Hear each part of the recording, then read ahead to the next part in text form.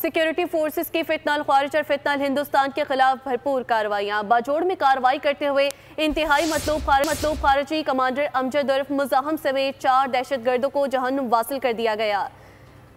کوئٹہ اور کیچ میں فورسز کے آپریشنز میں فتنہ الہندوستان کے 18 دہشت گرد مارے گئے۔ ملک کی قیادت نے سیکیورٹی فورسز کو خراج تحسین پیش کیا۔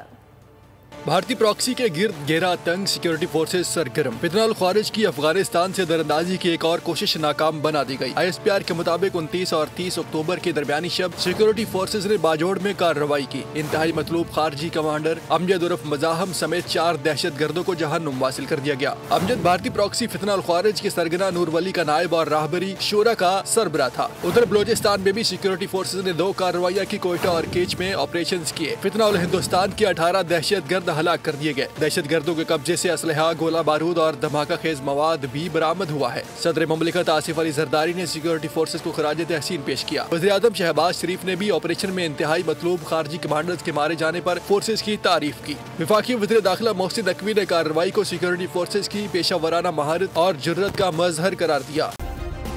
سبسکرائب کریں اور بیل دبائیں تاکہ کوئی خبر رہ نہ جائے۔